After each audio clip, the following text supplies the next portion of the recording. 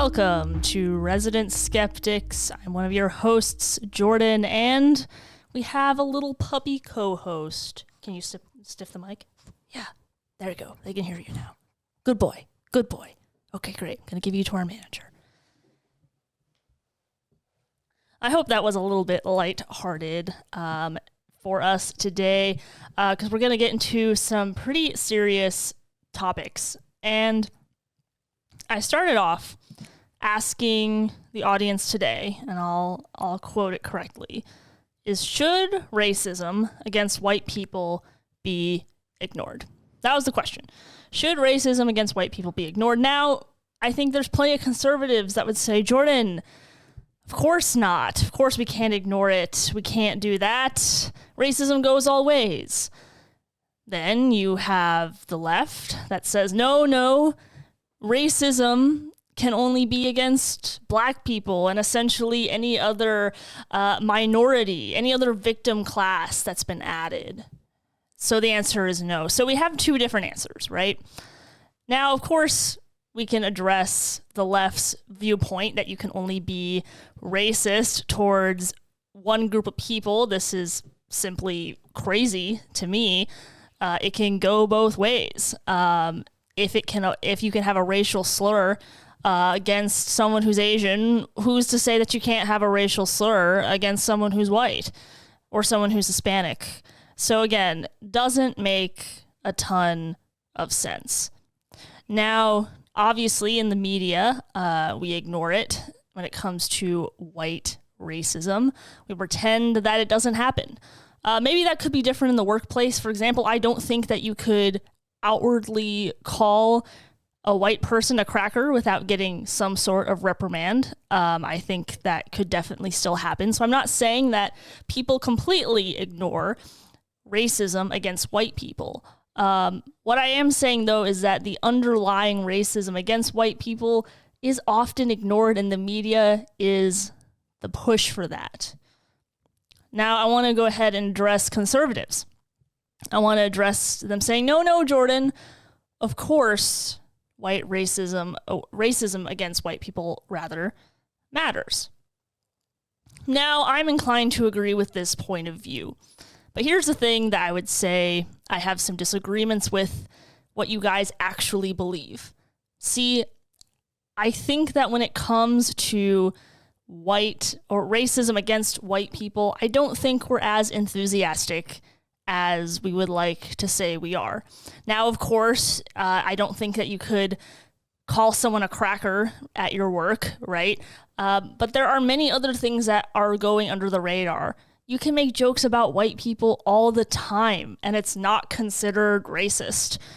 You could call someone a Karen in the office, right? But if you try to use any of those terms with someone of a different ethnicity, well, you are a racist. Congratulations. And this is my point. If you were in the office and someone actually used more underlying terms, more indirect stuff, right? I've seen it myself.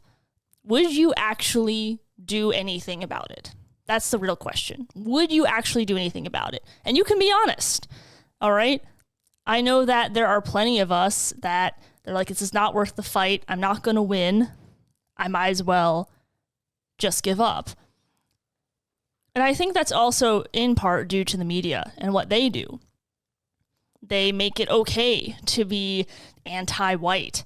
In fact, they've done something very interesting that I don't think a lot of people talk about. We talk about the intersectionality for victimhood. So if you're black, transgender, gay, pansexual, well, congratulations, you've hit all these different intersectionality boxes for victimhood. You have a wayward sexuality. You are an ethnicity that is often seen in a certain light of being a victim. Black is one of those, unfortunately, that the media has painted. So great, you have this intersectionality train that's been completed. But here's why, in my opinion, why conservatives don't go far enough when it comes to anti-white racism. The reason why they don't go far enough is because the left applies the same logic to the right, but not in terms of the victimhood intersectionality, but the oppressor intersectionality. Because when you see something that's anti-white, there is the idea that there is a Christian. It's a Christian white person, right?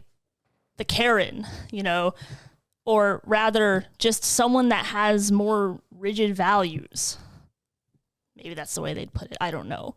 That's just the way that I see it. Why do you think when it comes to people that are Republican or vote for Trump, they're like, no, that's a white Christian nationalist. Okay, so now we put nationalist with it. The reason why we should care about anti-white racism is because there is a whole other bunch of terms that come with that. And that's important.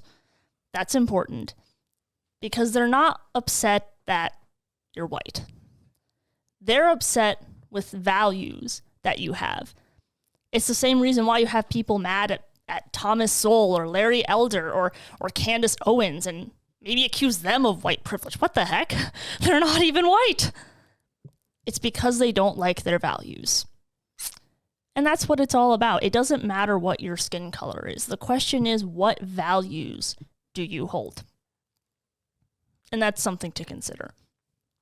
Now, I want to get into another heavier topic that's in a similar vein, but not quite. We know that in March of 2023, there was a school shooting at the Covenant School in Nashville, Tennessee. Me and my co-host Steven had the chance to deliver some bags to them and talk to their security, just pray over them, and that was a really lovely experience.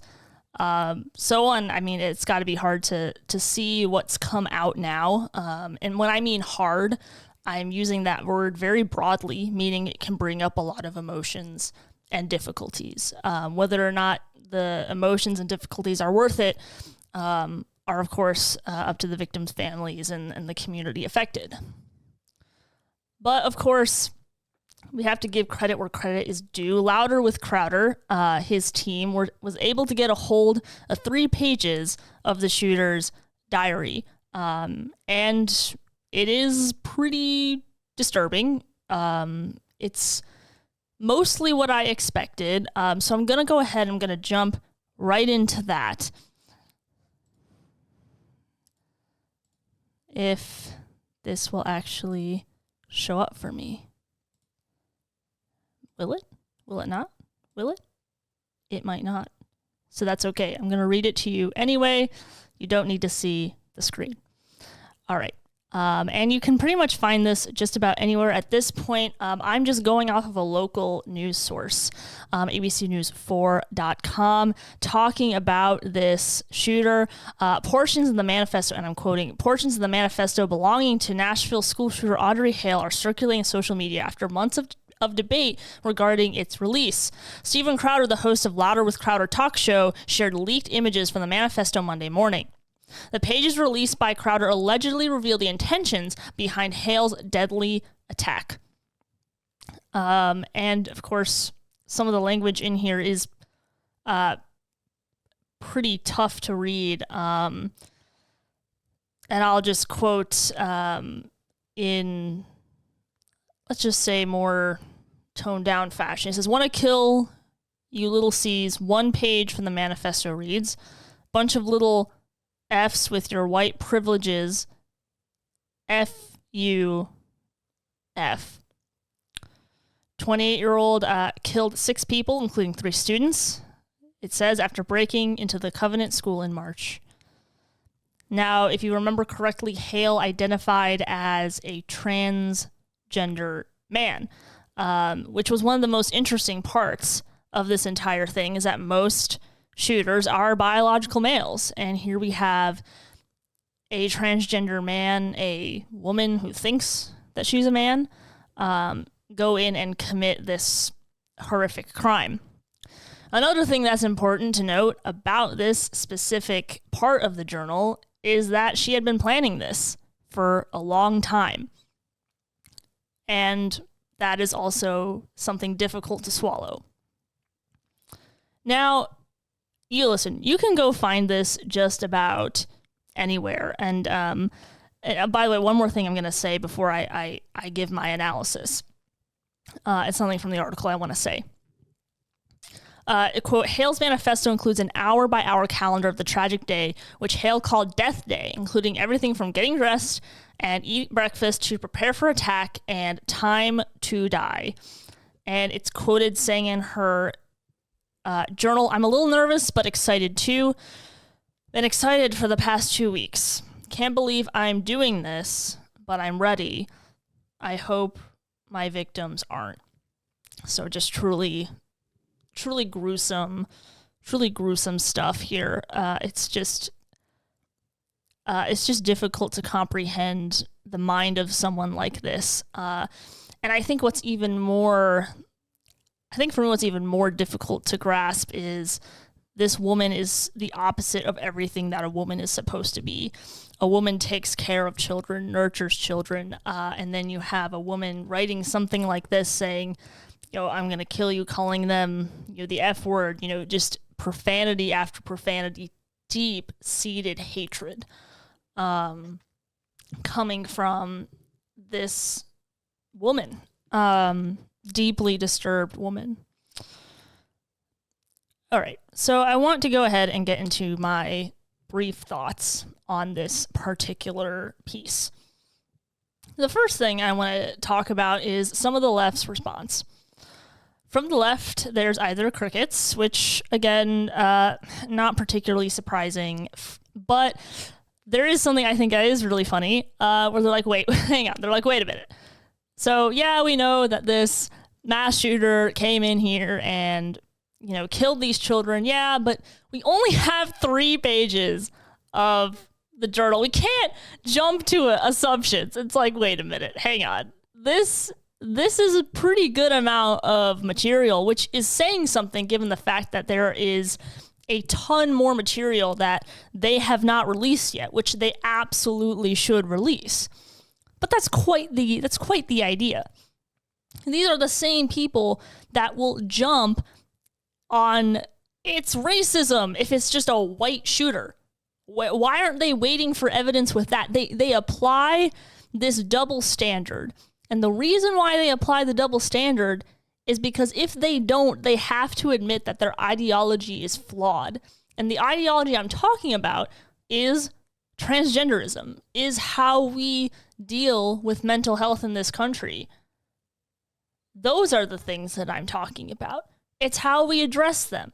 Transgenderism, for example. This woman clearly was mentally disturbed. Does this mean that every transgender person is going to go out and do these things? No. But is it possible that there is some sort of correlation?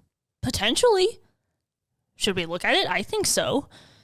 Don't we owe it to our children to look into this? Don't we owe it to the people that are trying to take in these different surgeries, these sex change surgeries, these hormones, and maybe get them the help that they need? And before anyone comes after me on the right, no, I am not defending this shooter. What I am saying, though, is that there are plenty of people out there that don't need cross-sex hormones. They need help. They need real psychological help. Now, by the time this episode's coming out, Candace Owens, she did an episode where she said that she released, just bombshell stuff. And again, I'm not actually hating on her for this. It might sound like it, but hang with me. I was less than enthused by it. It kind of just confirmed everything that we knew or had suspected, because again, it doesn't take that much mental work to assume that maybe there was sexual trauma in her past. Allegedly, she had sexual trauma in her childhood. She had issues allegedly with how the school decided to deal with her sexuality. Again, go watch Candace's episode. I'm not going to rehash it. But what I'm trying to say is that this isn't that surprising, right? I'm not saying her shocked, So I didn't think it was that big of a bombshell. I think the bombshell was that someone was willing to give Candace some of this information. which I think is a good thing. And I think that they should release all of this information to the public because people deserve to know the truth about this shooting, but also maybe open a broader conversation about transgenderism and mental illness and anti-white racism. A part of the journal that I didn't read to you was her referring to them as, I believe, I want to remember, crackers, talking about their hair, talking about how rich they are, and how much she hates them. That has to stem from somewhere. Why are we not talking about these things? That's why I started off that question. Is it okay to ignore anti-white racism?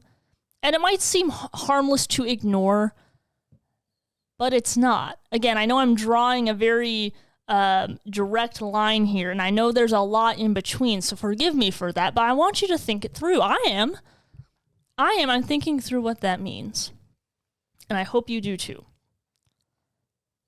We should understand that racism any way around has an ability to bring us to the most depraved form of evil. We should remember that. And of course, we don't want to forget the victims of the Covenant school shooting. Their lives matter. It bothers me that this shooter even gets what feels like more airtime than these victims, but I hate how the media works sometimes, including myself. So that's what I have to say about that portion of today's segment. Moving on, though, of course, we have to talk about something else. So I went to Google before I started this episode, and I started off because there's a story in California about a murder of a Jewish man waving the Israeli flag. Now, I looked it up because it was a pro-Palestinian that did it. But what Google showed me, you know what it showed me? It didn't say, when I tried to type it in, you know when it does that autocorrect, it said Jewish man killed by a megaphone. A megaphone. Hang on, I'm going to read you some of these because that was the first thing that popped up. It was not Palestinian. It was Jewish man killed by a megaphone. Who was wielding the megaphone? It's the same thing with the gun argument. Someone killed by a gun. Great. Who's wielding the gun? But no, Google decided that a megaphone did this. And our top stories, you got to read these headlines. So, elderly Jewish man dies after altercation with Palestinian demonstrator, all right? Jewish man 69 dies after clash during dueling protests over Israeli-Palestinian. Again, I'm not going to read through all of it because I'm just on the Google page right now. There's conflicting accounts. Elderly Jewish man dies after confrontation. Okay. So, this was a murder, all right? And so I decided, you know what? I'm going to look up if altercation is a synonym for murder. So I'm going to give these guys the benefit of the doubt here, okay? Because they're trying to give this story the benefit of the doubt. So the synonyms here are assassination, bloodshed. Okay, so there's no altercation. That's the biggest word I've seen as I was Googling this was altercation. There's this big altercation. Okay, so I don't see that. And I'm on dictionary.com, thesaurus. I've used it all the time. The closest A word to murder is assassinate. Okay, so they're trying to soft play this as an altercation. Okay, that's what they're trying to soft sell this as. It's just an altercation. The megaphone somehow came out of thin air. Now again, some of them are, saying, okay, there was a confrontation. But we all know, again, let's think this through. If this had anything to do, if it was flip-flopped, we know that the headline would be much more clear. And again, what is interesting to me with these headlines, what I find interesting is that they're so long. And the reason why I feel like these headlines are so long is because they have to dance around. They have to dance around the fact that this happened. Like, don't dance around it, but you have to use a lot more words, and you got to swing, and you got to do all this stuff to make it sound like it wasn't really that bad. It's absolutely appalling to me. Let me actually, I'm trying to see if I can find, try to find a Daily Wire article on this specific story. I don't know if, I'm trying to remember what day it happened, but let me look at one of the stories done by CBS. Yeah. So they're saying that a 69-year-old man died after an altercation while two sides rallied over the Israel-Hamas conflict Sunday afternoon in Thousand Oaks. Okay. Died. Again, not a synonym for murder. Like, why are they trying to soft sell this? Okay. Yeah, he was an elderly Jewish man. All right. And said a pro-Palestinian protester struck him with a megaphone in what they described as an anti-Semitic crime. Okay. So again, I just wanted to throw that story in there and just talk about why the media feels the need. Why can't we just, this is my deal. Why can't we just have honest journalism? Why can't we have honest journalism? And I don't see any of these leftist politicians condemning this action. But I have seen, like, there was I'm trying to remember if it was a shooting or basically it was a murder of a pro-Palestinian mother and her child. I'm trying to remember that straight. If I got the details wrong, forgive me, but I think you guys know which one I'm talking about. There was plenty of right-wing conservatives that came out and said, yeah, that's wrong. But the left seems incapable of doing it because I think their stance is so inconsistent overall.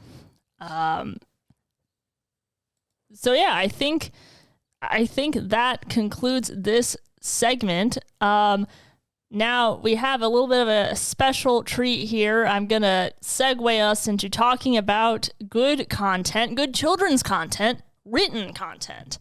Arnie the Armadillo, we're going to talk about that in just a second. Don't go away because we are going to transition. And here we are. Okay, as promised, oh my gosh, do not eat that. We have with us De Puppet, but also we have with us our manager, who by no means is this a Resident Skeptics product that we are promoting, but it is something that we are very proud of, and we are happy to promote.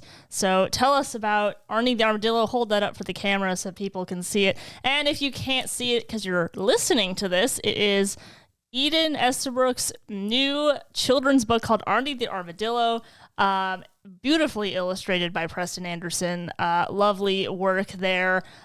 Truly a labor of love. Can you just kind of tell us a little bit about the book and why you chose to write it in the first place? Yeah, absolutely.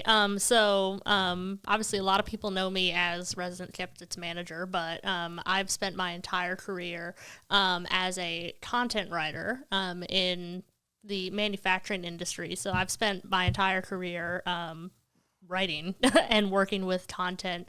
And as anybody who has worked in the content business, it's always been the ultimate goal to publish a book. Mm-hmm. So I had always imagined that I was going to end up writing something for adults. I always loved writing essays. I studied medieval literature. But none of the book concepts that I ever really thought through from the moment that I knew I was going to become a writer, which was 14, to now, none of those concepts ever really came to fruition until I started thinking through children's literature. And one thing that I really was inspired by was there was an article by the NIH that talked about the importance of exposing your child to a diverse vocabulary in the earlier years. So like your, ages 1 to 3, they really they can understand it,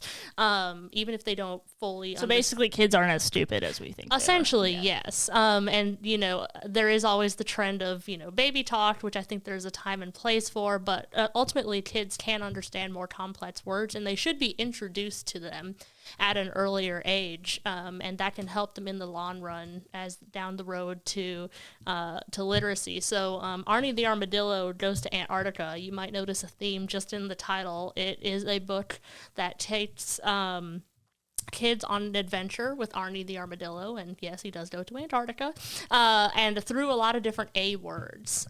Some of them are easier, some of them are more complex, but at the very end, there's a little gallery. You can kind of see it on the screen. So if you're an adult that doesn't know some of these words, you can look it up in there. I had the opportunity to read the book and then help with some of the proofs, and it's a very fun concept. Like, I think honestly, even as an adult, you'll think it's funny and be like, you'll have to see.